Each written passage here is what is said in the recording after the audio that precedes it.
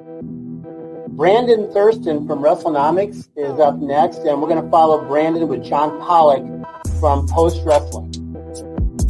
Thank you, and good afternoon, everyone. But we can't ignore the math, okay? We can't ignore the data. Go on Google Trends, type in your name, then type in mine. You're a straight line, I'm a pyramid. I like the very direct question on that. Television ratings, downward spiral. Buy rates, plummeting. The time is now to turn the math around.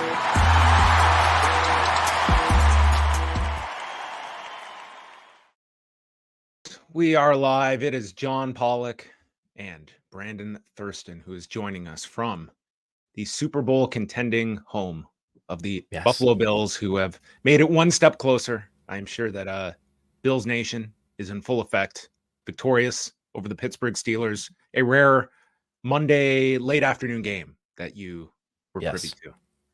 Yes, and now it is official. Taylor Swift will be coming to Buffalo, New York. She has avoided it this long. Has not held a concert here in this, I would say, city, but let's be honest, it's going to be in Orchard Park, which is a southern suburb of Buffalo.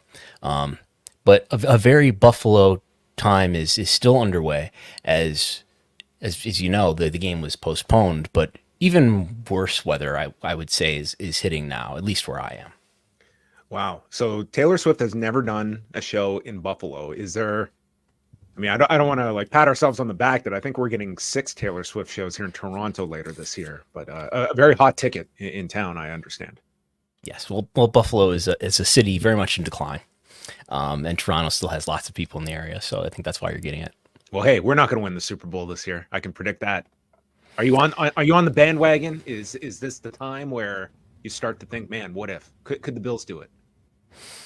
Yeah, there was definitely a time where the offense was falling apart, and they fired their offensive coordinator, the guy who was slamming the binders and whatnot. And it feels like they're on a good roll, right? And we're seeing the Philadelphia Eagles self-destruct. It's time for Patrick Mahomes to come to Buffalo and whine and cry on the sideline throughout the game on Sunday or whatever day it's taking place on. And we'll see just how sad Taylor Swift is when the Buffalo Bills defeat the Kansas City Chiefs. Man, Brandon is not screwing around here. Yes, we've got, it's a Sunday night game. Bills and Chiefs. Night. Okay. 6:30 Eastern this coming Sunday. I'm all in for the Bills. I'm gonna that's my team. I'm picking them officially. Yeah, and I've seen some of our colleagues be kind of negative towards the Bills lately, and I won't name any names, but go ahead. Certain Kansas City Bengals fans out there, I think, and that's not a lot on my timeline. I just want to say that. Well, that's what the block button is for, I guess, when there's slander against your home team. Well, there you have it. I'm sure the NFL will come up a little later on. We're going to be joined by Josh Nason, a returning guest from the Wrestling Observer website. So we will be going over a bunch of items with Josh. Always great to pick his brain. And I think we'll probably continue some of our ESPN discourse because, man, as soon as we kind of put down the gauntlet and dissected the Pat McAfee situation, the drama at ESPN, boom, our show drops. And then Stephen A is thinking, you know what? Yes. Pat McAfee is getting just a few too many headlines here. What can I do? What is a several-year-old grudge that I could dig up and really bury somebody? And thus, the Jason Whitlock promo came out later that night. Stephen A thought, well, hey, if Pat McAfee's got a ticket to say what he wants, I sure do then too. So he dropped a pretty amazing promo. I've only listened to it with somebody inserted like a rap beat in the background. Yeah, they put ether behind it, which was great. I mean, it was made for memes. The funny part is I watched it where it was like a 3-minute chunk, and I thought this was like the extent of it. I didn't realize this was like a 45-minute takedown of Jason Whitlock. I have not gotten through the entire thing, but that 3 minutes, I mean, it is the man is gifted with his vocabulary and when it comes to just the emphasis on certain words. I mean, it was quite the takedown, and there was no way I was going to listen to Jason Whitlock's rebuttal, but entertaining nonetheless. I used to remember people used to say wrestlers should really be studying the promos that are being cut right now at UFC. You've just come from a UFC media event. people need to study that Stephen A. Smith promo, and I think there are a lot of things that could be taken from it and could be put into a pro wrestling promo, which basically that was a pro wrestling promo. You could go a lot worse than your inspiration as a promo being Stephen A. Smith. But maybe we'll chat a bit about that with Josh. Where I wanted to start things are a topic that has come up multiple times over the past year, and that is this upcoming Netflix documentary series on the one and only Vincent Kennedy McMahon. Now, Brandon, have you been interviewed for this Netflix project? I have not been interviewed. Okay, neither have I. Okay. Our emails must have gotten lost by Bill Simmons, but it's probably in the spam folder. One person who has been interviewed is Dave Meltzer. He said, in fact, multiple interviews he has done with them, with his most recent sit down coming this past Sunday, and indicating that the release date, it's going to be sooner than people think. And this series, this was announced well before the whole scandal hit with Vince McMahon. There were questions of whether this series was actually going to see its completion. It will be. It's supposed to be a multi-episode series on Vince McMahon. And I mean, really the only insight we have into it, other than the fact that Bill Simmons is one of the executive producers, WWE is, I'm sure, providing everything in terms of being partners with this agreement. But Meltzer also stating that he has been asked every conceivable topic when it comes to Vince McMahon. So what will make it into the final set of episodes remains to be determined. But this is probably going to be one of the most focused upon pro wrestling related series that we have seen, given the subject matter and especially with the allegations so fresh over these last 18 months. Will this be an honest look, whatever we would consider an honest look into the life and career of Vince McMahon, or will this be, which will it be nearer to, or will it be nearer to a celebration of, wow, what a great businessman. You have to respect Vince. I think that's the question, is this going to lean itself more towards a sort of journalistic piece, that is, going to challenge the Vince McMahon story and address a lot of uncomfortable topics, or will this be something that more reflects a WWE DVD release that becomes more celebratory towards Vince McMahon and actually an act of PR in many ways in terms of rehabilitating the image of Vince McMahon at a time when it's certainly taken significant hits over this last 18-month period. Yeah, if there's ever going to be a hagiography from people and talking heads that you're going to interview about a subject, it's Vince McMahon, I think, because he has so much. It's debatable whether how much power he has now, but he has had historically through the decades so much power. And I think there are so many people in the industry who would be natural interview subjects for a documentary like this, who would be hesitant or have already manufactured in themselves a reason to have kid gloves on when they talk about Vince, despite the fact that there are 7 known allegations of sexual misconduct against him. And I would say, even if you somehow put that aside, I think that should be a major part of any documentary or any look at his career and life at this point. The news that broke 2 summers ago. But he also, over the last, 5 or 10 or arguably 20 years of his career as head of creative for WWE, he wore away the fan base. He wore away talent relationships to the extent that it created an opportunity for a competitor to exist. And now, assuming they get a decent TV deal, permanently will exist. Yes. And I think certainly you can look within sort of, like, there's so much to cover with a Vince McMahon that even if you get to certain topics, the depth that they are going to get into some of these subjects might be limited. And I think that you would expect, some of the regular touchstones to get their ample time.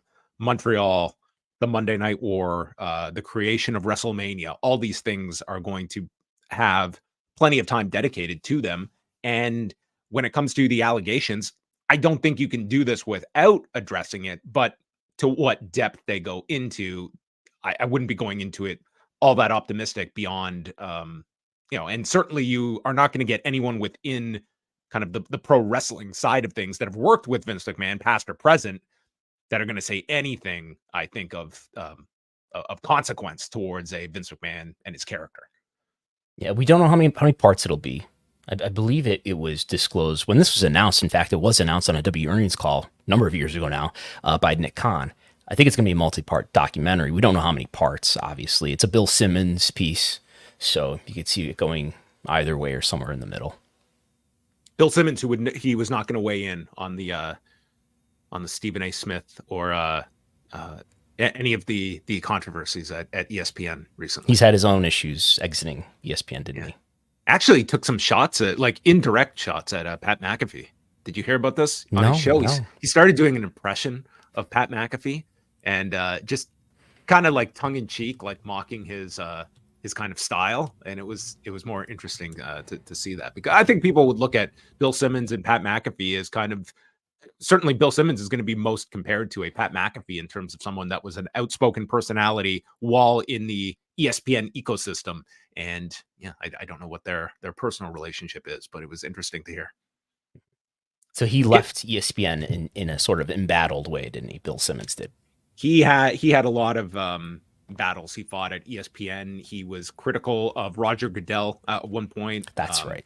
That earned him a suspension, and a lot of people felt that he was, somebody that was not afraid to kind of call things out in a public way with ESPN, and had a big supporter in John Skipper, and a guy that acquired a lot of power in ESPN and was one of the key people behind the 30 for 30 documentary series, and kind of created his own island at ESPN. And at a certain point, it's a fascinating culture at ESPN. And when you see all these stories come out, like, it really does have a Game of Thrones vibe to it without getting too dramatic. That's why I heard about that, because New York Post, I believe Andrew Marchand is reporting that there are advanced talks about the NFL buying a stake in ESPN. And before, obviously that hasn't happened yet, but before that even happened, ESPN and NFL are still TV partners. And, I think Roger Goodell made a call to people at ESPN when Bill Simmons was being critical. Yes. Can you imagine ESPN and the NFL having an ownership stake? What is journalism? It is a question as we move forward, and now league's getting a potential minority interest in a network. But I'm sure we will be discussing ESPN many weeks to come. But just kind of wrapping up things on the Vince McMahon documentary series. I mean, are there any topics that you feel might not be obvious ones that you do see being covered, that maybe what is the extent that you would think that they would go to? Like, to me, the ultimate would have been like a Rita Chatterton, which I feel that is not a name that is going to come up in this. But could I be wrong? You don't think the name Rita Chatterton is going to be mentioned? I would say no. Say no. It all depends on how many parts there are, right? How much length we've got to deal with here. I would be interested to hear about his childhood. I think Vince McMahon strikes me as somebody who's got some real issues that have been sprung on him from an early age. And I mean, just that Playboy magazine interview from all those years ago. Oh yeah. And all the details he sort of talked around there. If he's willing to expand on that, I think that would be interesting to learn more about his relationship with his father, who, we understand he didn't really know until he was 12 years old. Yeah. And with his stepfather, I mean, just had a horrific relationship with. I think that if you read the Ringmaster book, that to me was the most fascinating stuff, was digging into his childhood and sort of informing like the character that this individual would become. And the childhood part could be, I think, really enlightening to many people. That, I mean, I think anyone that follows Vince McMahon, that's an aspect of him that we know certain bits and pieces, but there's a fascinating story to be told there that I would hope they could go into, and they would have the resources to. The caveat here is that Vince McMahon, notoriously, he has a horrific memory, and I just don't know. And at the best of times, I think you're going to get Vince McMahon that, are you even going to get an honest Vince McMahon if he can have, golden recall of all of these events? I think the idea of, it's why whenever people would say, man, what a book it would be if Vince McMahon ever wrote a book. I'm like, really, would it be? Like, yes, there would be fascinating stuff in this, but in terms of just like a chronological and honest account of things, no, I don't think it would be all that great coming from Vince McMahon. I'm sure his right-hand men over the years would probably have way more insight, and that would maybe be a little more honest than a Vince McMahon that's going to have that, I think, credibility issue to some. Yeah, I mean, I think there's a great biography probably to write when he's, you know, I don't know, maybe he's no longer with us and there's more people willing to talk and things like that. People who are close to him. Unfortunately, some people like Pat Patterson have already passed away. Yeah, I wonder how much of this documentary the Kevin Dunn tell-all. Are we going to get that now? There you go. Well, Kevin Dunn. Kevin Dunn, the golden parachute story. It all started with a car on fire and some videotapes in a trunk. That's got to be the opening, chapter 1. This should be a movie. But I wonder how much of the very WWE version of history will make its way into this documentary. What are some of the tropes of the very WWE slanted version of history? The territories put themselves out of business. In his view, I mean, will we get stuff like that? Will we get the term smoke-filled arenas in the smoke-filled arenas? Really transformed it from being a regional territorial business to being the global phenomenon that we all know today. Yeah, there's no one that I think was more aghast at it. Was when Paul Levesque adopted the smoke-filled arenas line than Montreal historian Pat Laprade, who, I mean, like, here's a guy that has done like some of the heaviest research when it comes to like Montreal history and the attendance that they've drawn at like Jerry Park. And it was just fascinating that there was we now have another generation of WWE leaders now that can continue the smoke-filled arenas bit. But I am sure this. I'm sure Nick Khan has talked about being at shows where people were throwing batteries. This is the way it was before Vince. Yep. Nick Khan, I'm sure will be. I think Nick Khan will be included in this documentary series.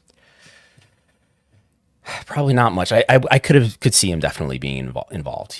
I don't know if he was an agent for Bill Simmons, but there seems to be some sort of relationship there that, yes, I wouldn't be surprised. I'm pretty sure he represented him. They at least have they obviously have quite the rapport between the two of them. It'll be a fascinating series. It will be dissected every which way, and what is covered will be of interest. What is not covered will also be significant on top of it. But I do feel like this will have some appeal beyond just pro wrestling fans, that in terms of one central figure that is professional wrestling for many people on the outside, it is Vince McMahon, and having a platform like Netflix, I do feel like this will get a ton of attention. And I think WWE, it will also be interesting to see how significantly they promote this.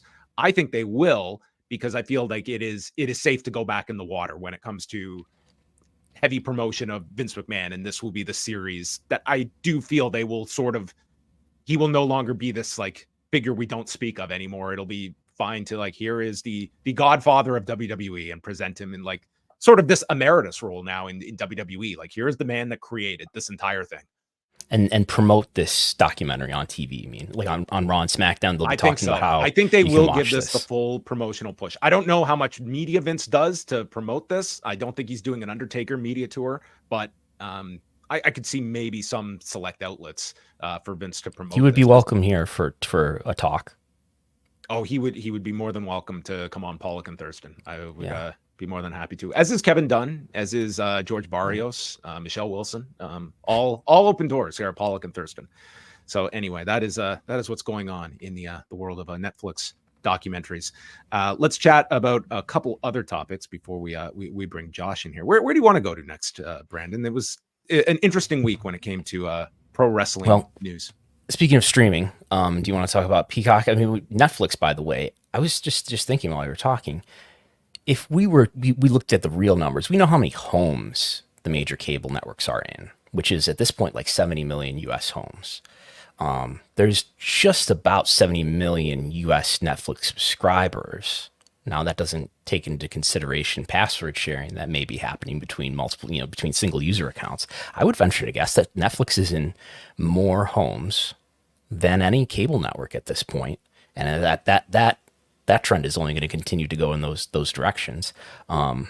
So you want to talk about how Peacock had 23 million viewers. Some of them were watching over the air locally, but the majority of them, I think, I don't know that we have detailed breakdowns yet from NBC PR or from Nielsen, but The 23 estimate million is that people. in the local markets of Kansas City and Miami, you're looking at about like maybe like 2 million of those 23 could have been from just your local affiliates around that range. But yes, it's like the previous record for a live US streaming event was 15 million on Amazon. So this greatly exceeded that prior number for Peacock. And it was interesting because this was one of those examples where, I mean, if you were following the discourse online the week of, so many people were up in arms about this being behind a paywall and having to go to Peacock to watch this event. But when push came to shove, the majority did end up watching this game. It did a gigantic number.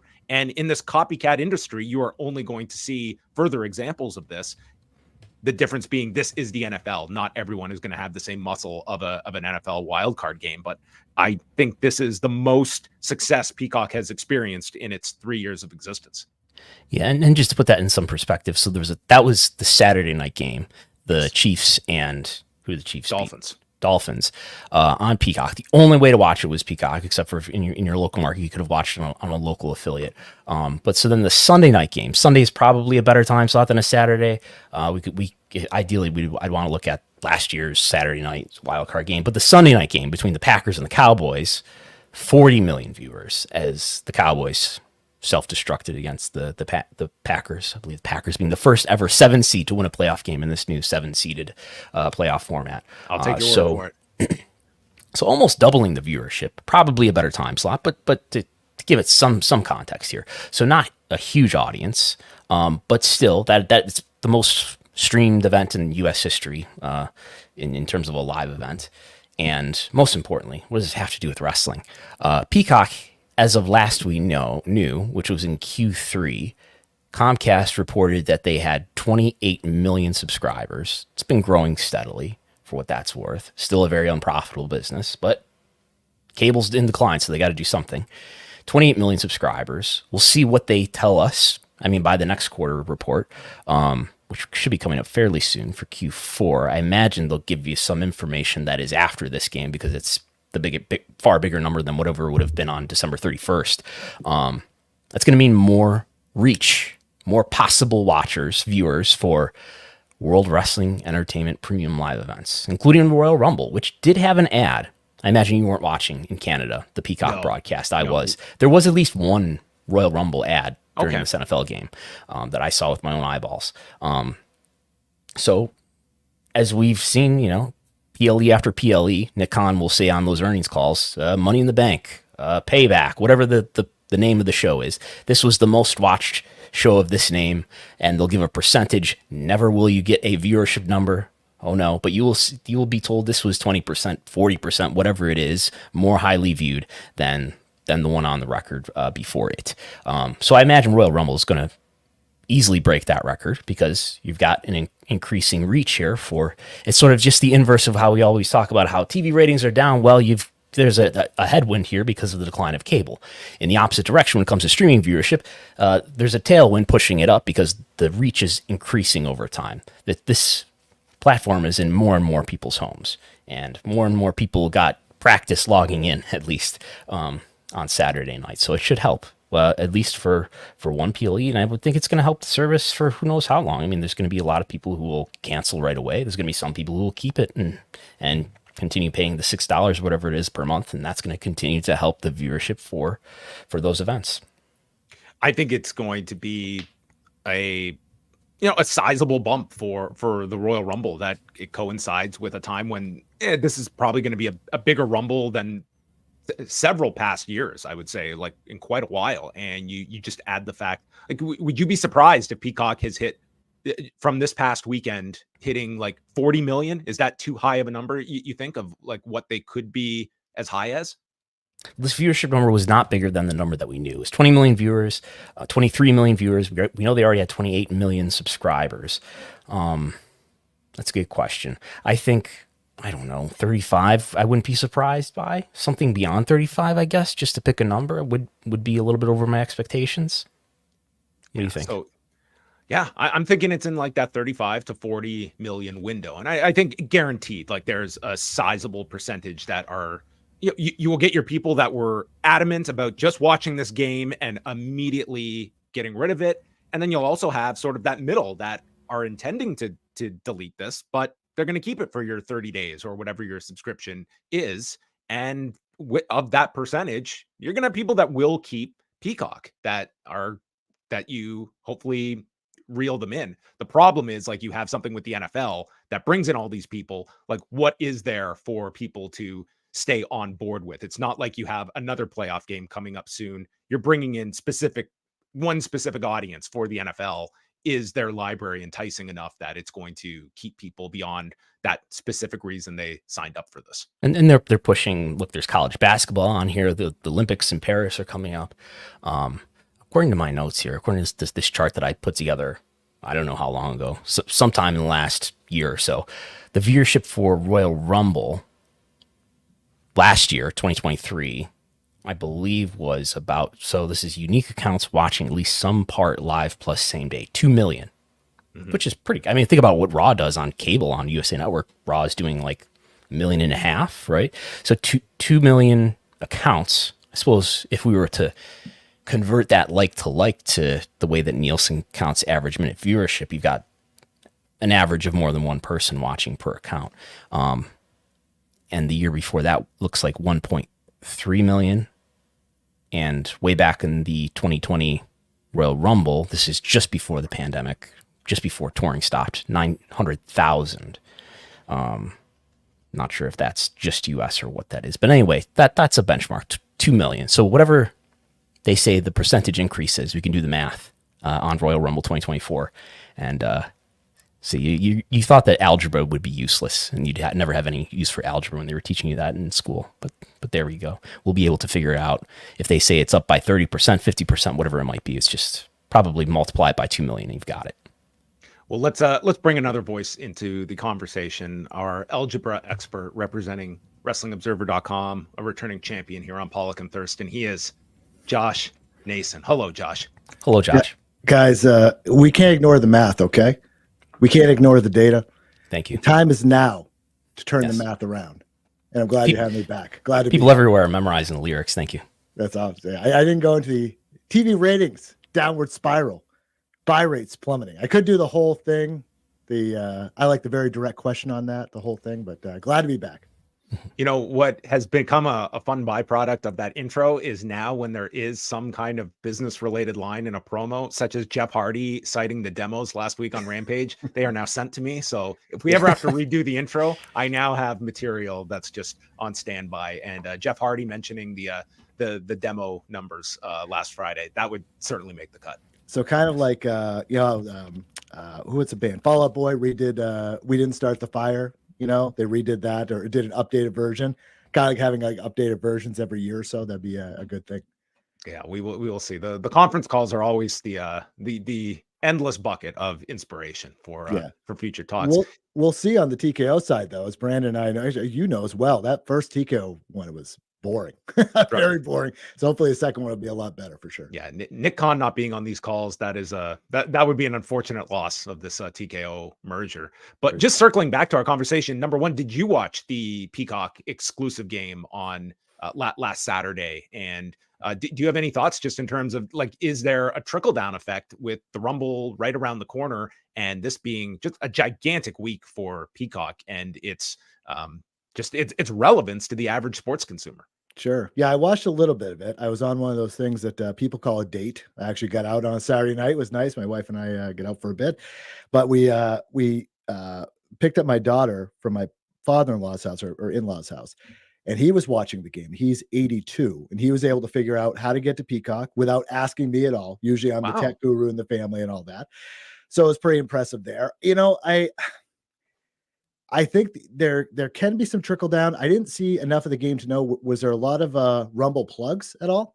Brandon mentioned one. There was at least one ad during an ad break. There was a Royal Rumble ad. It might have had more than one spot, but I definitely saw it once. Sure, but it wasn't like a huge, big push or anything like that. That's kind of interesting to me. So there can be some sort of trickle down, but it's also the case of in the past, the clicking through on cable, these elusive casual fans or whoever that happen to fall upon wrestling, it's different when you go on a streaming service because you actually have to go into it. You have to see it, engage with it, and then you also have to be hooked in enough in that time frame so you're actually sticking around for that. I think it's trickier with a streaming provider because you have to drill into it rather than just happen to stumble upon it.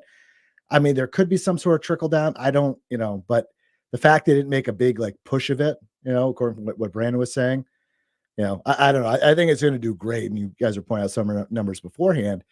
There's a reason it'll do really well, but I don't think it's going to be that much of a lake effect, put it that way, from the game.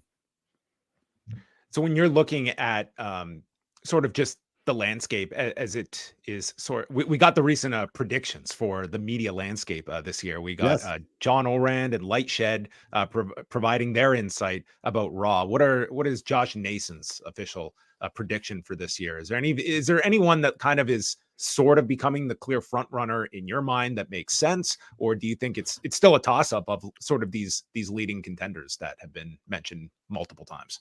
I'm going to jump here ahead to 2025, fellas. And I think that the front runner for the WWE Network domestic streamer rights is going to be Prime. I don't think Raw is going to go to Prime. I think that they are going to be the ones to get the library and to get the monthly streaming events. That's my prediction because it makes a lot of sense to me for a lot of different reasons. And if you use Prime at all, it kind of makes sense. And I think that's going to be the destination there. In terms of Raw rights, the WB, it's hard to get out of the wrestling bubble and be like, the WBD thing would be a lot of fun from a news perspective, right? Because of all the implications that come out of that. Are they really want to give up the NBA or that little sliver of the NBA after all these years? I don't know, man.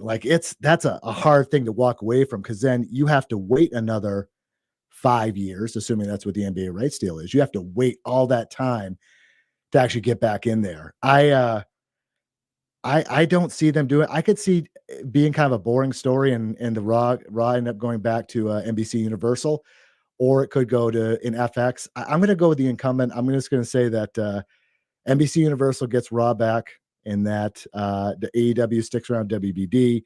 They also get some NBA rights, and that in a couple of years when these rights are being shopped around for the what I call the network in terms of domestic, that's going to go to Amazon Prime along with the monthly specials. I think that makes a lot of sense for a lot of reasons.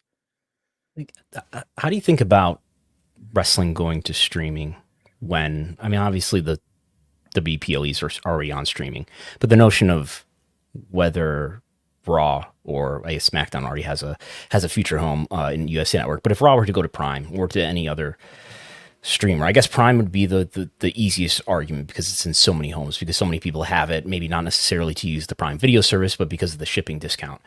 So it's in probably like 80 million homes or something like that in the United States. We've seen the viewership of Thursday Night Football, which hasn't been like blow away great, but it's down in total viewership from what Fox and the NFL Network were doing combined on Thursday nights in 2021. But the demo is basically equal. The average demo viewership for Thursday Night Football on Amazon Prime Video was slightly higher than what it was last time, 2021, on Fox and the NFL Network. So is that the question I'm trying to get at is there something about the NFL that makes that conversion, makes that maybe that inconvenience of going through and logging in that people will not endure that for other things like WWE? Or is that just, should I view NFL viewership, comparing NFL viewership to NFL viewership, should I just compare that to itself and look at that as that is an example of how consumer behavior will convert? Like could Raw get the same demo that it gets right now on USA Network, or is the NFL special and we need to put that aside?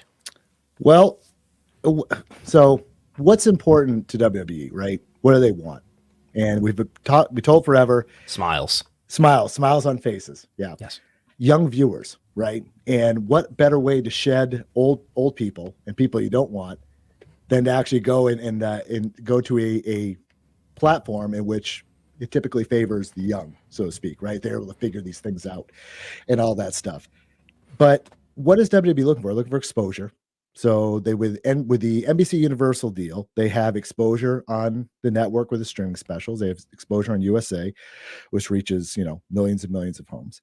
So they have that. So you got to imagine that most people that watch Raw watch SmackDown now, where there's enough there where people aren't going to be like completely in the dark of where Raw would go if it was to go to a streaming service, and that friction there wouldn't be that tough to find. With the NFL is kind of a perfect thing, especially a playoff game, because people want to see that result. It's not like a regular season game. I know, I remember it was on this show, Wrestlenomics, you talked about the kind of that they were a little bit disappointed with the that Saturday night Bills and whoever it was a couple weeks Chargers. ago, Bills and Chargers. But it's a regular season game at this point, right? So playoff game, it's a you win and you lose and you're out, you win, you move on. There's the betting component as well. People want to see how this turns out, live betting, all that stuff. There's not that element with WWE at all. So it's if they were to move to a streaming service, I don't think so many people are kind of concerned about the demos and all this stuff. I think they're going to be just fine. And the other thing, it's not like it's a lifetime deal. How much damage can be really done if one of your entities is on a streaming service for 5 years? Is the company going to go out of business? No, because they're going to get paid for it. They still have this other element with Raw or with SmackDown at that point that'll be on USA and the network streaming, the streaming specials and all that stuff. So say, a year in, it's not really working as well as they would hope, whatever those metrics are, you still can lean on this other property and kind of buoy things for 5 years until you're like, it really wasn't for us. And at that point, the whole landscape's going to change anyway. So even if it's not working today, it might work 5 years from now. So I don't know. I think a lot of people worried about, what happens if they go streaming. They're going to be just fine. This is where we're at right now. It's a question of money, exposure, and they're so well leveraged because they do well financially now. They have tons of money in the bank, and they have this other entity which already scratches those itches of things that they need. So, somebody's going to go full bore into the streaming thing. Why not them to start with one of these packages? But we'll see. So if you guys are looking at sort of, okay, there's the NFL and your tier one sports that I think you would put, college football, maybe NBA. They're not the NFL, but they're pretty damn close to it. What tier do you place WWE in? And conversely, like how far down the chain are we looking at for AEW? Because that's, to me, like I've always been very optimistic of what AEW is eventually going to get with their rights renewal, but it's certainly more of a question mark than it was maybe 12 months ago with AEW and how things have changed in the industry, and where like what is like there is going to be like a certain breaking point for some of these cable outlets and what they can offer. Is AEW going to be in a secure enough area that they are going to get what is meaningful for them to go forward, to reach profitability and have a successful rights renewal? Sure. Yeah, that's a great question. It's one of the big questions of 2024 for sure. It's Josh is going to answer it for us. He's going to sew it all up. Exactly. Right, yeah. today. Yeah, obviously, a lot of my thoughts on this are shaped by what you guys say, especially Brandon with some of the numbers. He's talked about some of the, projected, what he project potential, revenues are and things like that, kind of what the value could be and everything. It's interesting because a lot of it comes down to advertising too, right? And that's one of the big reasons you remember that Fox decided not to go with SmackDown, and that one of the Murdoch sons, Lachlan, Yep. Yes. He essentially said that the advertising revenues just weren't there. So with AEW, it's kind of like, they do pretty consistent ratings, which is good. And they have, hours to fill, which is good. But they don't really, I assume, and we don't know the numbers, I assume their advertising revenue is not better than WWE's in terms of rate or anything like that, and we're close. So, yeah, I think they're going to be fine because they have the numbers to kind of back it up. It just depends how WBD sees them in the puzzle. Do they see them in a little parts of the NBA, little parts of MLB, little parts of NHL, and it's this and kind of these smaller properties that hit all these different groups? Or is it a case they're like, it's just not worth it? I can't, if they choose to pass on WWE, if it just doesn't work, I can't see them being like, we're good. The question again is how much are they going to get for an increase. Do you see it all going to WBD? I'm pushing this idea that I could see there's 3 shows here: Dynamite, Collision, Rampage. Rampage is the least of all, obviously, but maybe these shows get split up, and I don't see WBD not renewing at least one of them. But maybe, I mean, if you think about Fox, and Fox was not into the idea of renewing SmackDown, particularly at an increase when they didn't feel that they were getting the economics out of it through advertising and carriage fees that they wanted. Well, I'll tell you what, per hour, AEW is a lot cheaper, won't deliver a same rating, will deliver a lower rating, but it's a lot more cost effective, even taking that into account.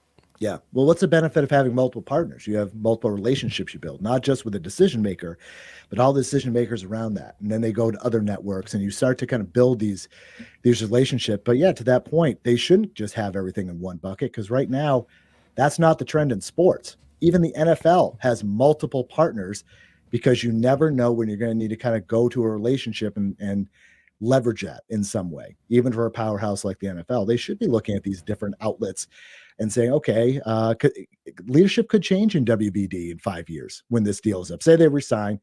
And I mean, look how much has changed in the last 5 years going back, right? Could be Brian Roberts in charge of WBD in 5 years, for all we know. You never know. So Comcast CEO, yeah. And to the point about relationships too, is that, you can argue that Tony has been too loyal in this whole thing. When you had Ring of Honor and you brought it to WBD and said, hey, I'm in business with you. You have the first offer. I want to put this on television.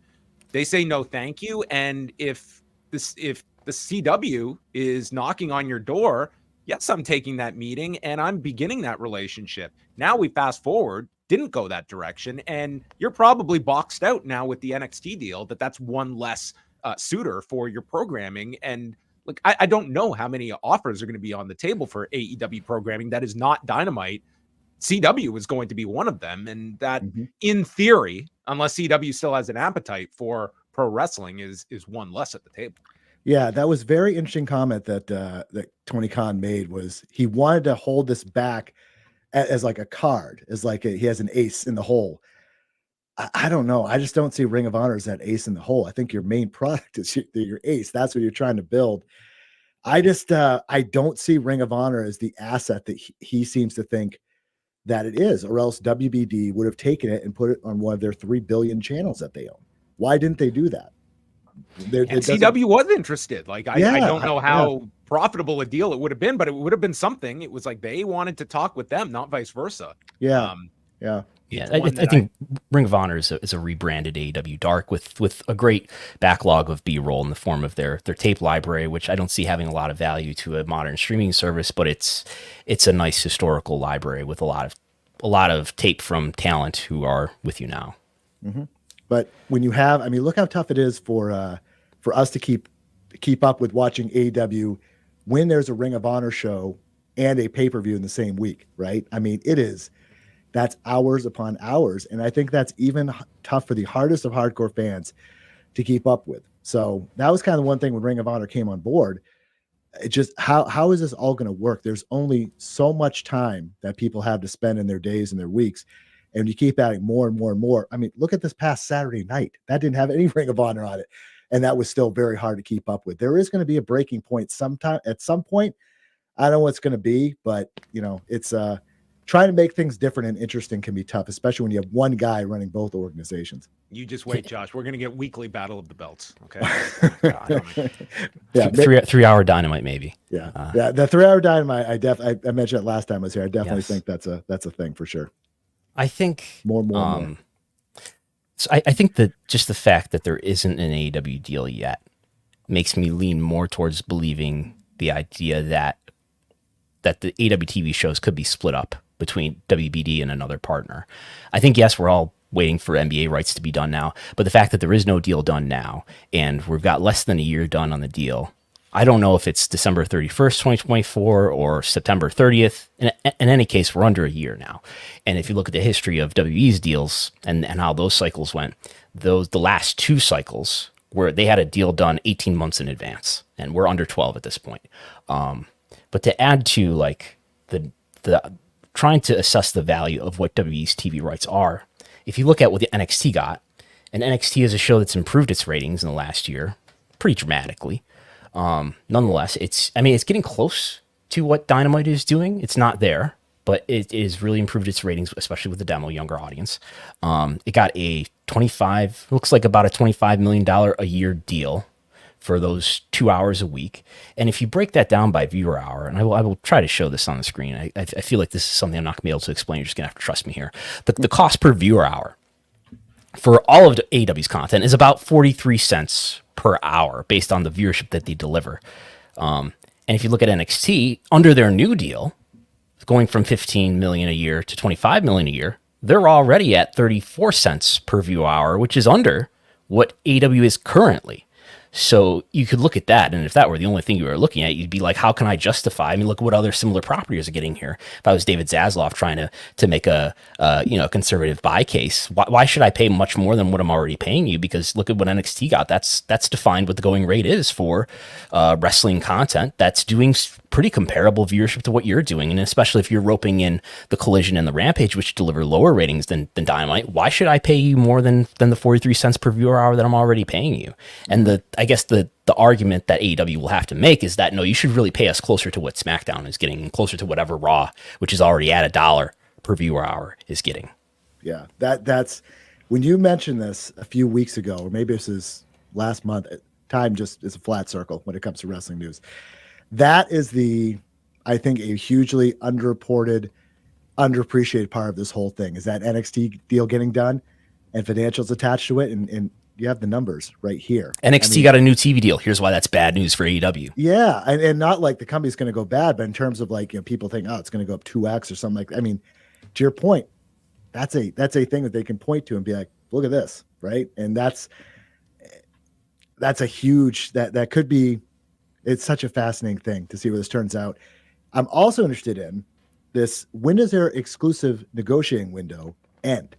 Because if we're talking that this runs to the end of the year, Tony Khan's going to have time to talk to other partners, right? And if there's a case, I mean, look, the SmackDown deal was done a year prior to when it's going to flip over to USA. So you have, and I believe Nick disclosed that one was done. I think the SmackDown window closed first, and then the Raw did. But he was clear about that sometime in the spring or summer. Yeah, he was talking like after Mania. I think the exclusive window opened, and then it was like, yeah, I remember the calls after. Yeah, I was kind of talking about that. The point being that you need time. You need time to talk to all these different entities. I assume, and I think Brandon, you and I talked about this on my show a while ago, who Tony Khan's going to have helping him with this process. If it's the same person they had helping him before, which is AAM, which is Active Artist Management, which is an agency that he is an investor in. Right. He helped found, I believe. So, I mean, if he's going to say, I'm going to do this all myself, that's one more thing added onto the pile. I can't imagine with something this important, he's going to do this solely himself. But you have to have those. He's been talking kind of a big game with that. I think there's a lot of interested parties and all that. Do you guys think that it's going to go to free agency, so to speak, or do you think this is going to be a done deal before the window even opens up? I wouldn't be surprised if think about when do we think this deal ends? Either I think Dave is saying, maybe you remember better, Josh. Maybe Dave's saying the end of Q3. I had heard it's at one point the end of Q4. I don't know. It's somewhere around that time. If it's we're now under a year, I wouldn't be surprised if the window opened at the beginning of this year. I was under the impression that they were still in the exclusive negotiating window not that long ago in December. So it could be that they are now out of it, but who knows? That's a question for a press conference soon. Yes, one that will get a long, drawn-out answer. We won't actually get any sort of something will come up about the Continental Classic, or something along those lines. Yeah. A story I thought was really interesting this week was what Ariel Helwani reported on the MMA Hour, and that is that the UFC's debut card, which is going to be a fight night on March 2nd in Saudi Arabia, has been postponed. Now, it's not out of the realm of, it does happen every now and then where a UFC event has to be pushed, but this was one that had a $20 million price tag attached to it. And when Ariel explained that pretty much the reason is this card was just not looking to be up to snuff of what they were expecting. And they had not announced a main event yet. The fights that were on there were fights, just ordinary fights.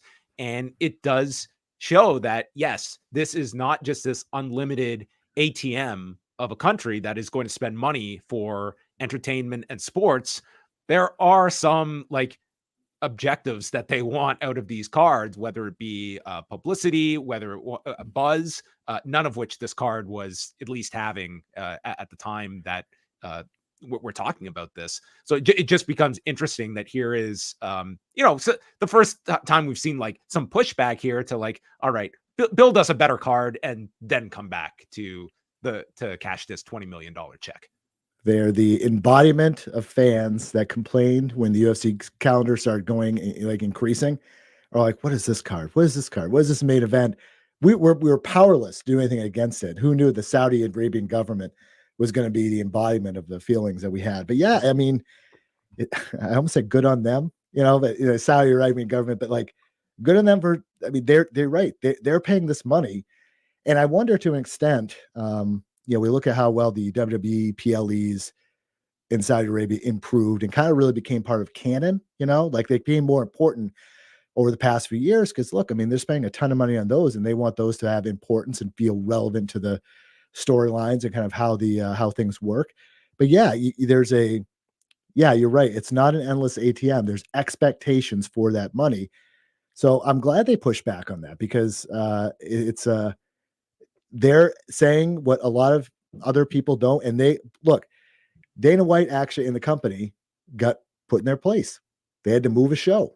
That never happens ever, unless it's a case of the Tachi Palace back in the COVID days, or, when they had to move shows, the John Jones fight way back in the day. Right. I mean, they don't ever get put in their place. And Dana White loves beating his chest and saying that you're never going to tell me what to do. They got told what to do. That never happens. So you do that for a partner, and you do that because there's a ton of money on the line and you want to make your partners happy. And I think this also indicates how important the Saudi Arabian government is to their current day and also to their future. Interesting because of all the comments that Ari Emanuel made years ago, giving money back to them and all that stuff, and how that relationship has changed and all that. Kind of interesting how that works. So this was going to be $20 million, which I know for a UFC live event gate, UFC's gates are way bigger because ticket prices are way bigger than I'm comparing to WWE here. But $20 million is a lot of money. It was going to happen March 2nd, and now it's going to happen in June. So there were already fights scheduled for this card. There was already a card in place. Yeah. I guess and this was an underwhelming card. I guarantee you all those fighters that are preparing for this found out about it through Ariel Helwani's announcement. I guarantee you they were not given a heads up by the company in advance. Yeah. And I guess this was a pretty underwhelming card, I guess, right? Yeah. I mean, again, it was like they had not even announced a main event for it. Like it was literally just fights that were thrown together of like that was it. It was the novelty of UFC being in the country was what they had. And you can see as Josh, you can see how they are stacking up. $299 is an enormous card. It goes without saying with 300, but like from a financial standpoint, I was like, this card should have been a giant priority. And I think you kind of had that belief of, we're going to export the letters UFC and that's going to fulfill this contract. And I don't think they believed that there would be pushback in terms of show number one being expected to be this blockbuster event. And they're beginning this relationship by stating, no, like we want top level fights. And this does not cut it for the check that we are providing. They are in an interesting position, very similar to how AEW was in one sense of last year when you had All Out in August, All In August, All Out the next week in Chicago, and then they had the stadium show in Queens, Grand Slam, a couple weeks later, when you have a lot of expectations in a short period of time and you have to put some stuff together to work.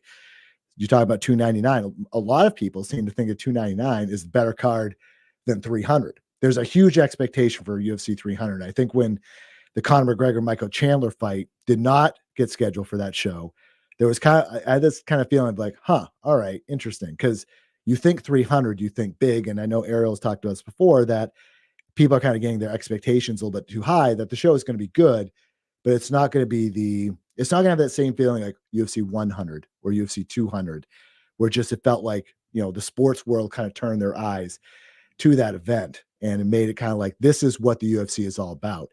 It's there are going to be good fights on that show, but there's not going to be like the Conor McGregor kind of the over the top thing. which also to me is an indication, something I've been talking about for a while, and I think people feel it, is that the UFC doesn't really have like breakout stars like they did a couple of years ago when it was the McGregors, the Lesnars, the Rouseys, those types, which really just, and maybe we're just lucky to be in that time when you had all these fighters that just caught fire like they did and crossed over. They have McGregor, but McGregor hasn't fought in years, right? I mean, they have great fighters. I think from top to bottom, the sport is in a much better spot in terms of talent from top to bottom.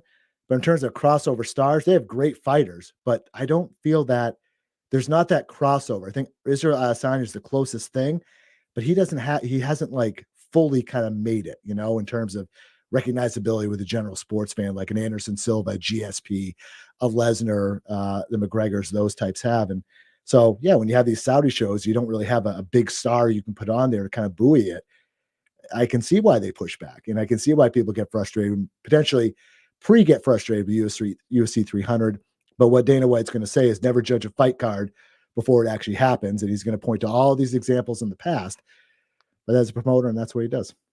I guess it must have been Kareem Zidane who was with us in probably November ahead of the last WWE show in Saudi Arabia, who really just buried the notion that the Saudi government would accept a UFC fight night card that was not of a higher quality. And he turned out to be right, I guess. I guess it just, we've sort of been taught over the last, 6 years that WWE has been holding events in Saudi Arabia, that these are not just standard pay-per-views. It's Shawn Michaels coming out of retirement. It's The Undertaker appearing when he rarely appears. Where's Yokozuna? just going to go to Yokozuna. There's just some extraordinary things that are happening on these cards. And, a standard UFC fight night card, I guess, is not going to cut it. Yeah. And I think that now that we are all these years into, it was this month in 2018, they announced the 10-year deal. And here we are this many years later. And I mean, in 2018, like, you had, I think, some concern about, being in business with this government. And then we went through the Jamal Khashoggi murder. And I mean, they went through some really, really rough backlash. But here we are. And I think in a way, just the proliferation of boxing fights over there now the UFC is working with the government, and the WWE has they have just stuck the course. They have made $50 million for every one of these shows. They have normalized these shows. And now they're at a place where the Saudi show comes around. It's another pay-per-view in the 4-week cycle between pay-per-views. To me, that is what they were paying for, was over time. This is where we are at in terms of image enhancement and getting the buy-in from, whether it is your, boxing promoters or in this case, WWE. Yeah. I wonder if Vince had to smooth that over, since he was the one that made the relationship to begin with. Right. I wonder, I just, you have those guys that are so close to them like that. I wonder if Vince was the one that kind of had to make it, I'll say make it right, but it was kind of a peacemaker, for lack of a better phrase, so the Saudis don't have a bad taste in their mouth. And it's not a great way to start a relationship when you feel like, okay, this isn't what we expected. And you immediately start with that kind of, suspect feeling, put it that way. But there were the two BFFs right there. Is Vince going to go over for Anthony Joshua and Francis Ngannou in March? Well, if Taker wants to go, brother, he's going to be there. Those two guys will head over. New BFFs. Yeah. We'll get another Vince McMahon media scrum. Oh. This will be our insight into Vince McMahon. Will be that in the Netflix series. But yeah, just very interesting, the rationale behind it, and some pushback here from Saudi Arabia on the UFC front. But let us also touch upon. I want to just chat a little bit about this past weekend, because as you mentioned, Josh, there were like dozens of shows going on, and thrown into the mix was the reemergence of TNA. Under those letters, they had two, I would say, pretty successful nights in Las Vegas. They did about 12 to 1,500, give or take. I don't know if Brandon has the actual numbers there, but seems to be for TNA standards, like some of their best business that they have done in years. I would say there was generally a good amount of curiosity of just TNA resurfacing, but this is not 2012 anymore for TNA, where they are almost like your default option B if you're not interested in WWE. Right. It's a way more crowded. $1,600 for Hard to Kill, about $1,300 for the Snake Eyes. Yeah. So, I mean, your second night you had Kazuchika Okada That's and Will Ospreay WrestleTix on the numbers, by the way. I guess just in a roundabout way, what is TNA's placement in this industry? And is there like upward ability for TNA, or are they sort of at a place that this is the area of the food chain that they will occupy? I don't see that much of a difference. I think that I don't want to say this is a last resort, not say this is cryptic, but this is kind of a last resort for them to kind of have their footing in the business. And again, not like they're going to go out of business, but they changed the name of their company again. and going back to this thing, which, depending on what you believe about the reasons for the change about partners overseas and things like that, I don't really believe that. I just think that we need to change things up. How do we change things up? You can change a set, you can change a ring, you change colors and all this stuff. But can we change kind of the name and go back to it? Is that worth it? And that name has a lot of history with it, both good and a lot of bad. Again, the Dixie Carter, Vince Russo, Eric Bischoff, Hogan years and things like that. And there's so much negative associated with it. You're going head on into it and saying, let's bring back this name and create a new legacy for it. They made bids for Punk and Ospreay, depending on how much the actual bids were. So they're at least trying to get out there in the news cycle. The reason that I don't think there's going to be that much change, and you see this picture, this talent roster right here, for the most part, they've had a lot of this talent for the past year plus, couple of years. Their women's division has been excellent the past couple of years. They've done this thing where they're bringing people on short-term deals, 4-month, 6-month deals, and cycling them in and out, kind of like an old territory system. You know what I mean? Like, they don't do this with everyone, but some people they do. They have their mainstays. They have their, but the matches have always, for the most part, been great. There's some comedy which is kind of rolls your eyes out a little bit, but what promotion doesn't have that these days? Occasional murder. Yes, the occasional murder. Yeah, we'll see if those increase. I think they're 0 for 2 in guys and people being killed and coming back to life. I think they're, they can't seem to keep people. They're hard to kill, I guess you could say. Oh, yeah, there you go. But yeah, I don't, it's they have Nick Nemeth, so they're trying some things, but I just don't see changing the name all of a sudden having all these people swoop to it. I'm sure there'll be a little bit of a hockey stick effect, kind of up to the right for a little bit. We'll see if they start kind of publicizing buy rates and things like that for Hard to Kill. I mean, it's a rebranding, but it's a last ditch effort to see if they can maybe make a run at number 2, even though that's a pretty big gap. But I think they're a firm number 3. I don't. Scott D'Amore is really good at what he does, and I think the hand he's been given. I just don't see this being a huge change. I just don't see any indication why being different than last year in terms of in-ring. And again, what are they going to do that's different than all these other options that are out there? That's such a challenge for all these groups. What are you going to do differently? Not like NWA different, which is a completely bad kind of different. What are you going to do that's different? Why are people's Saturday nights and Thursday nights and so on need to be committed to watching your product if they've already watched Raw, SmackDown, NXT, Dynamite, Collisions coming up? When you say number 3, you mean the US, I assume. Yeah. Why not even say New Japan is number 3 when I can look at for one data point? Battle in the Valley in San Jose did 2,100, which is almost. They did 1,600 and 1,300 in Las Vegas on 2 consecutive days. San Jose, Battle in the Valley, New Japan did about 2,100. Mm-hmm.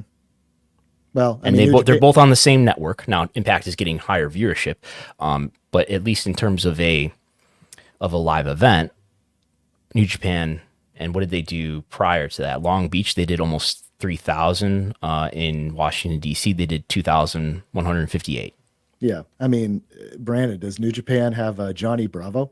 I mean, do they have Dirty Dango? I mean, come on, what are we talking about right here? I mean, no, I that's good points. I think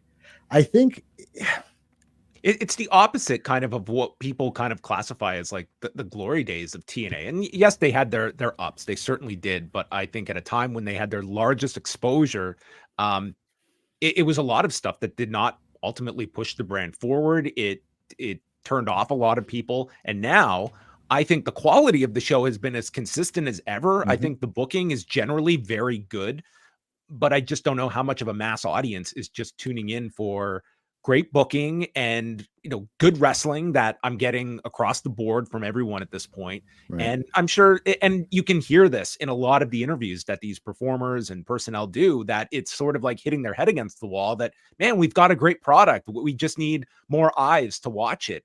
And that's why TNA, it feels like this was just a publicity campaign to get eyes on the product.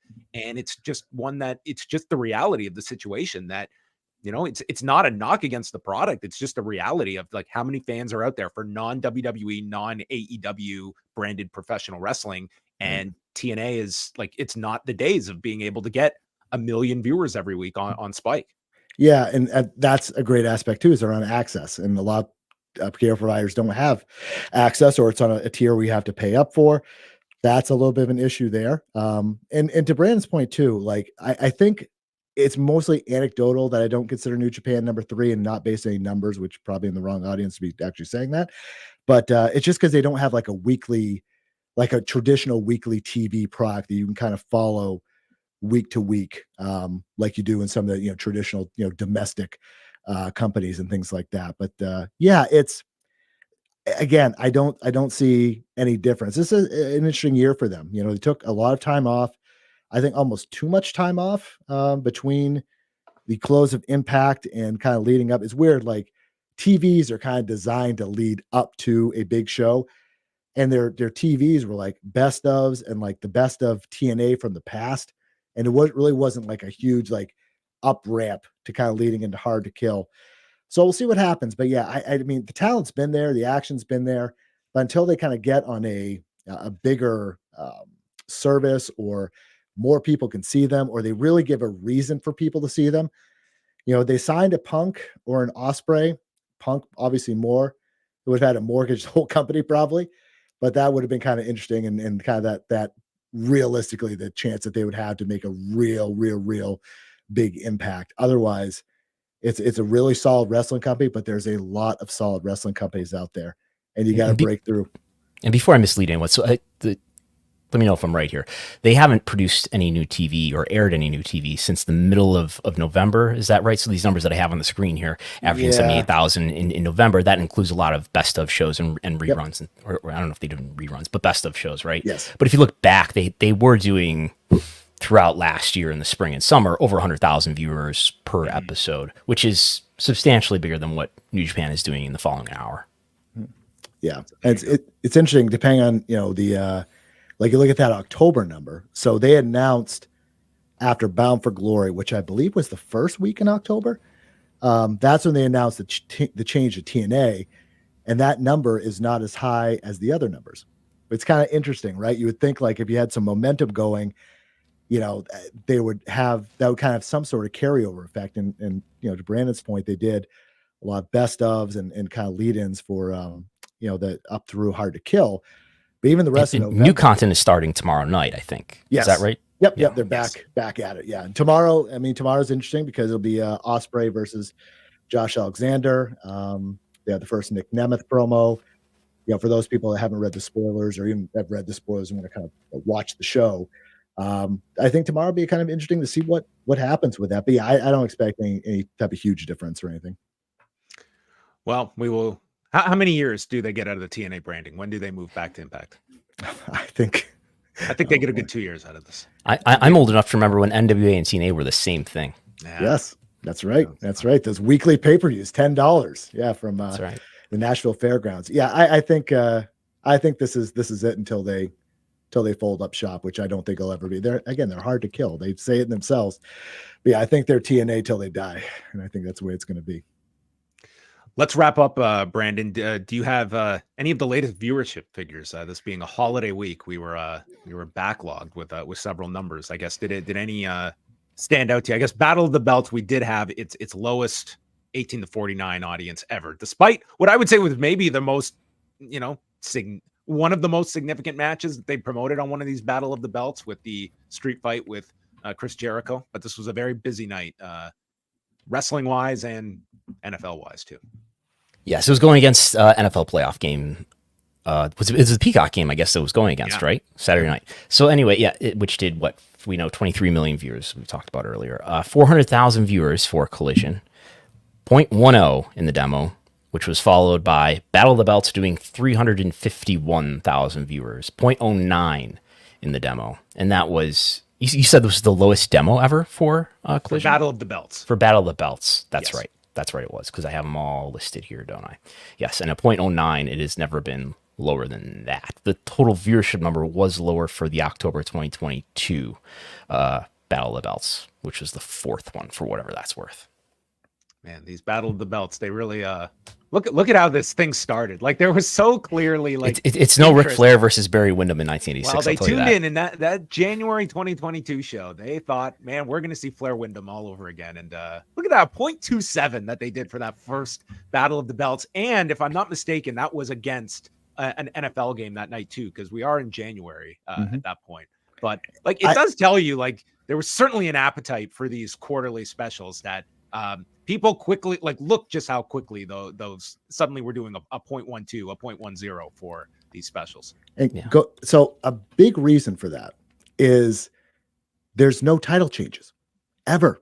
There's been, I think, let me do this last time. I think there's 2 title changes. 2 out of like 24 or something, whatever the number of matches. And they're both for the TNT title, and they both involved Sammy Guevara. And they were like a long time ago. Ever since then, the champions always win every single time. So what is what is, from a viewer standpoint, again, this goes back to what we're talking about in terms of like, how are you different? It's just content. There'll be virtually, the percentages show the data doesn't lie. We can't ignore the math, can't ignore the data. There's never going to be a title change. They're just matches. And you saw title matches on pay-per-view. You saw title matches on Dynamite. You're going to see one tonight with Samoa Joe and Hook. There's no, they just exist. So I'm like, this is stuff that kind of drives me crazy with this. Like, be more inventive. Like, at this point, you see the numbers, like, it exists. Switch it up and do like a contender series or some other better word. But it's like the matches are determined. Tony Khan's contender series. We do. We go to the UFC Apex, and Tony Khan comes in and he just watches in front of no fans, and we just watch zero fans. Yeah, zero fans. No question. Sorry, Brandon. No question about gates or anything like that. We're going to no data, no fans at all. But yeah, to have like number one contender matches that set up or future Dynamite or pay-per-view or something like that, add some stakes to it, because the title's not changing. You can say like the championship is the stake, but if historically was shown, there's no way that a title's going to change hand. What is the point? You've told your viewers forever, for year. I mean, almost going on 2 years now, that you're never going to see a title change. They're just matches. These are things I see, and I'm like, just make it different, make it matter, make something we're spending this time watching. Make it different. That's all we're asking. And clearly from this one forward, from the October 2022 one forward, it's just been added on as an extra hour of, at first, Rampage, and now it's an extra hour of Dynamite. But I would suggest it's symptomatic of some other things that I think we get an impression of when we hear Tony on media calls and press conferences, that he's very able to tell you why he cares about it. He's absolutely sold these events to himself, but not in a way that necessarily persuades enough people that it makes a difference in something like viewership. Right. And this could be an asset that they sell off to somebody else. They could brand this like, the NBA is, I've heard somewhere that, could they sell off the in-season tournament to a partner, right? Could TNT just take that if they wanted to? Mm-hmm. Could AEW actually spin off? I don't see this as very valuable content, though. This is just an extra hour of Rampage or Collision. But could you, if someone's like, I kind of want Rampage, but not really, or, to a CW type, could you package up a Battle of the Belts and a Rampage and give them, specials or something? How do you get more kind of people in the mix? Is it an asset that people have versus just an hour on the existing partner? I don't know. Again, it would be a great question, and I don't know if we'll get it answered if CW has an exclusive, or if WWE has an exclusive with CW, because I do see CW as like, dude, if they were interested in Ring of Honor, they're interested in just about anything. Like that is like, I would put that at the lowest point of what AEW has to offer programming wise. And if that's off the table, that's a major coup by WWE. If they got CW off the table, they're getting, a relative increase for it. And it takes off someone that we knew was at least interested in Ring of Honor. I don't know how many places would be interested in a Battle of the Belts or a Rampage, save for a CW. So that's a real interesting one. And I would think like they probably, like, we do know NWA is on the CW app at this point. So, I mean, there's at least the ability for other pro wrestling to exist. But like, are they looking for more wrestling? I would think like they probably have their fill at this point.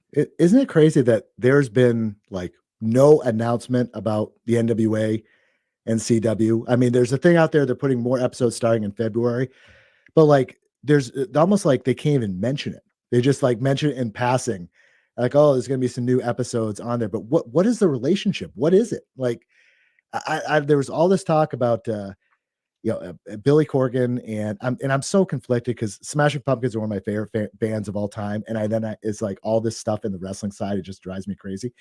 But like, what is the deal? Wouldn't you think that there'd be some sort of like, hey, you can get these conclusions that shook the shows here, right? I mean, it's so strange that there's no attempt to create buzz around this as a positive. It's something that exists, and they mention a social media post, and that's it. Like, is there a deal? Is there anything else? I mean, to me, it almost like proves the claims right that when all this stuff was going on, that Sam Hain stunt really cost them something. And I don't know if they were talking NXT anyway or not, but it's just oddly quiet when companies cannot wait to tell you who they're streaming with or who they can be on. And this one, they are on a streaming service that I guess has some popularity. I don't know. But the NWA is like not talking about it, and CW's not talking about it. It's like, is there a deal? Is there not? Like, it's just one of those kind of these giant questions that's out there from last year that still isn't answered yet. And it should be, because there's programming on there. So what's the deal? Is there a deal? I don't know. It's odd, really odd to me. It's the mystery of the NWA, which I think typically brings more questions than we have answers for in terms of its deal with CW, and also like really what is going to be the appeal of old wrestling episodes going up on your streaming app. Like, I don't sense that high of a demand unless you are someone that is just getting your NWA fix on a weekly basis and have to go back and rewatch New Era Old Problems episode 2 of the recent season. So anyway, anything else before we shut things down, Brandon? Anything we did not check off the box? We only get limited time with Josh Nason. We got to make it worth our time. There's WrestleMania 3 discussion we could have, but we could have that on any given week of Pollock and Thurston. I think we have to just table that one for a future Bix and Span appearance. Yes. Yes. You might not be aware, Josh. There's this dispute going on about how many people attended WrestleMania 3. Oh, I've heard about, of course, the charts that Brandon has worked on. I've heard of Bix has some opinions and things like that. We're going back to 1987 to try to uncover. Here's my bold prediction. Someone is going to write a book on the WrestleMania 3 attendance figure. It's going to be 93,173 will be the title with an asterisk next to it. That's going to be, I will predict that, I will predict someone in like the wrestling ecosystem is going to write this book. It's going to happen. I think. I think it's an easy ECW press. Yes. Let's get it. Let's get it to market immediately.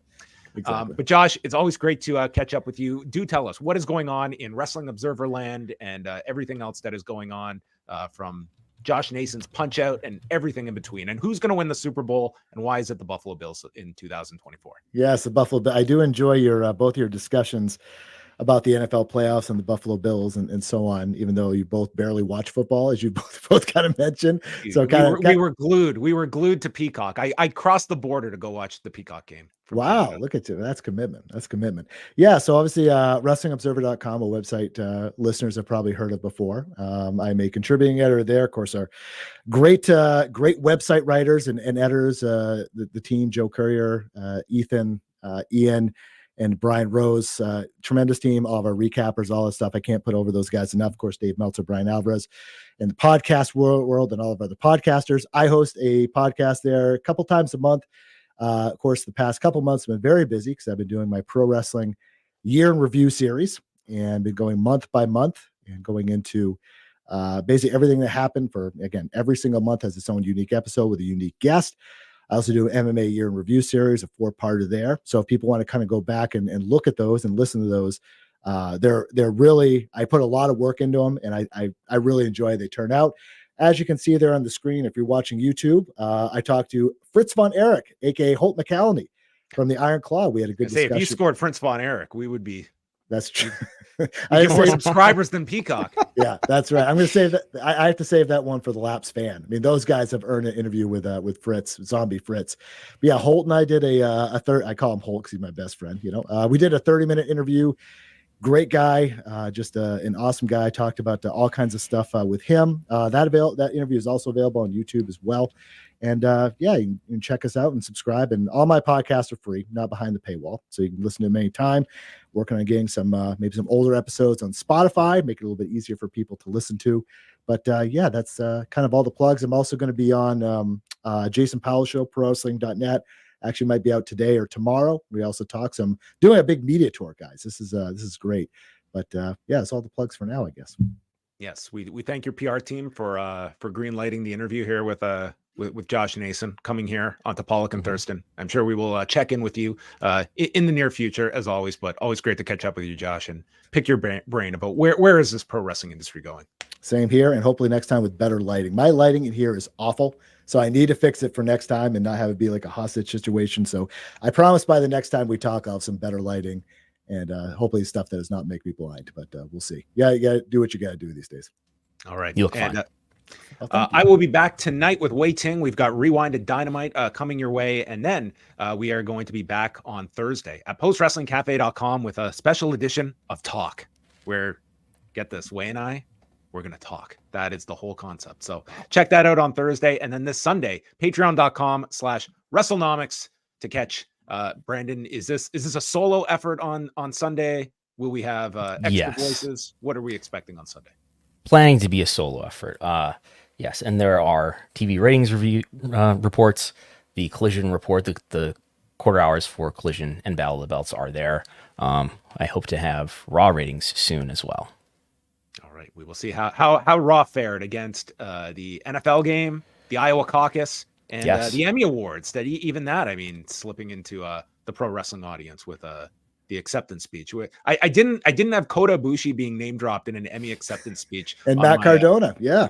On my bingo card this year. But here we are in 4.3 million viewers for the Emmy Awards. Just by the way, I mean, Jesus, that's a dreadful number for the Emmys. I mean, they should be concerned. Here we are focusing on all these wrestling numbers. I mean, the Emmy Awards. Did you watch, Josh? Did your 82-year-old father-in-law watch the Emmy Awards? No, he was probably sleeping at that point. I think they did better than the Golden Globes, though, right? Golden Globes did a couple billion. Is that right? I think Golden Globes beat the Emmys. I think. Really? Oh, wow. Don't quote me on this, anyone out there. I chat about wrestling, not general entertainment. Aggregators, get to it. On E-Entertainment News, it'll be John Pollock says the Golden Globes destroyed the Emmys. All caps. Golden Globes did 9.4 million viewers, and I think I heard the Emmy Awards did something like 4 million. I'm looking. Wow. Yeah. I think it was like 4.3 if I'm not 4.3 million. Yep. Okay. Don't ever question Doubled. John Pollock here. Okay. So that's your headline. John Pollock nails it as per usual. But for Josh Nason, Brandon Thurston, I am John Pollock. Thanks to everyone for tuning in. We're back same time next week, Wednesday, 3 p.m. Eastern.